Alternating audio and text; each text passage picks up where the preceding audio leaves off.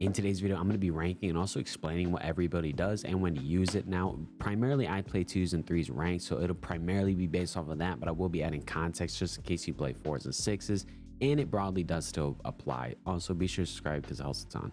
There are 9 abilities in total at the time of recording, and coming in at last place for me is easily Rolling Thunder. It's an ability that pretty much is a dive that extends the whole map, or effectively the whole map as far as you'll really ever need to reach, allowing you to get to the ball pretty much anywhere.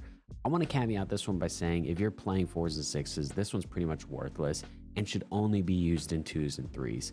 I have it at last place as well because it's an ability that effectively lets you catch loose balls, but there's other abilities that do the same thing and just more on top of that. So for that reason, it's coming in at last.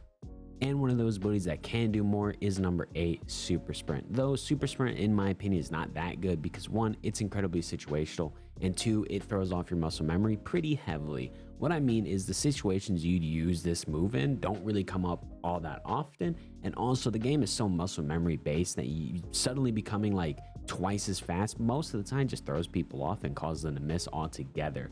I guess if you use it enough, it could be okay at best, and to be fair, it does allow you to reach like loose balls or balls that are going to go in on your side but you can't reach normally, and it's primarily why I do have it ahead of Rolling Thunder, because it effectively does the same thing as Rolling Thunder, but there is kind of more of a scoring potential with Super Sprint. Coming in at number 7 is Curve Spike. Curve Spike, it's an ability that causes the ball to curve in the direction that you tilt when you hit it.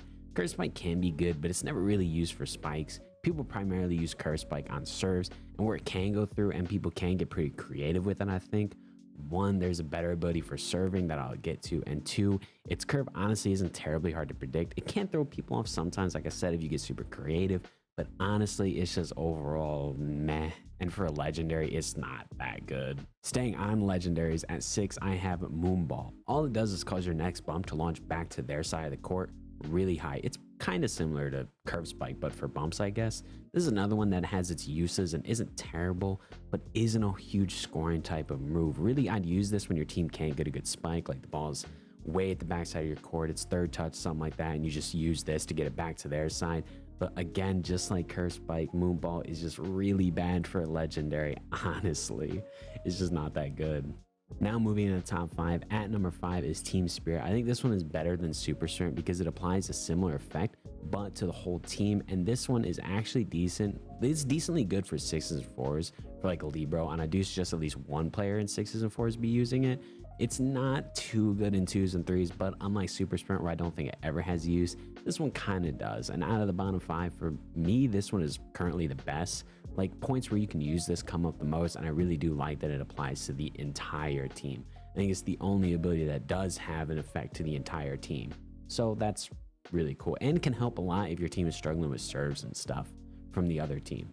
At number 4 is Steal Block. It's an ability that when you pop it, it causes your next block to send the ball to the floor.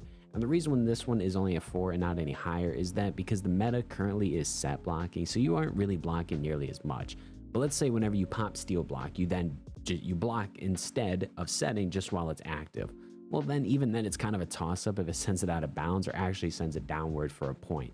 This is because if you're too low, when the ball is spiked into your Steal Block, it'll just send it straight instead of down, end up giving the enemy team a point. It's kind of a 50-50. Now you can get around this by jumping early to make sure you're up high enough to send it down when they spike it, but a team that's decent can easily just then hit it by your block if you've jumped before them. Now the reason I have it ahead of like Team Spirit and Super Sprint and some of the other ones is mainly because teams that aren't very good at all won't hit it anywhere besides straight, so against them it can work, and it can also be used as a very fast improvised set, but besides that it's not great. But again, I do have it a little higher than some of the other ones because it does have scoring potential, and not bad scoring potential. These are the top 3, and now primarily the ones you want to get your hands on, and easily the best in my opinion, and they're not hard to get at all. Like 9 to 4 are kind of mid to bad, where 3 to 1 are really good, and honestly you can't go wrong with any of them. But at 3 we got Boom Jump, and it's an ability that pretty much launches you super far into the air.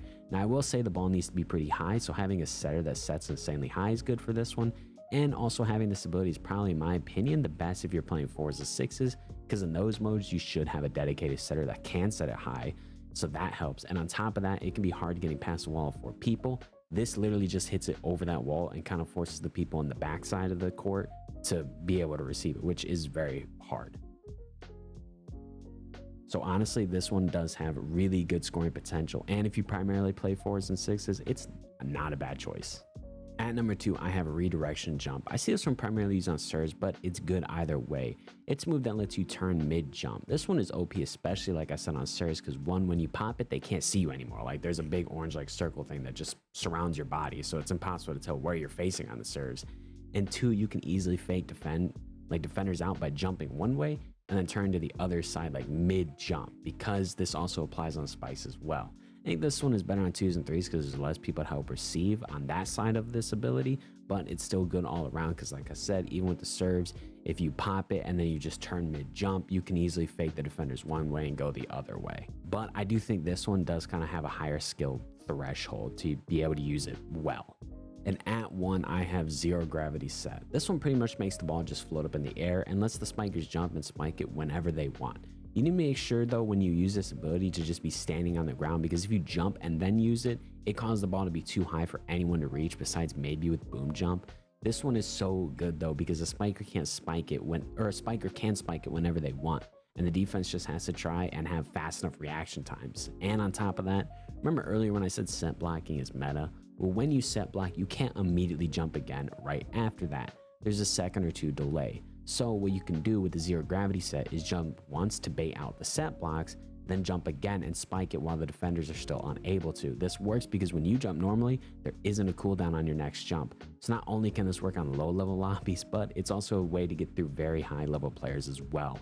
Now to counter this, when another team is doing it to you, if you get baited by the set block, immediately back up and get ready to receive their spike on the ground. So that's how you can score with it and also kind of defend it as well.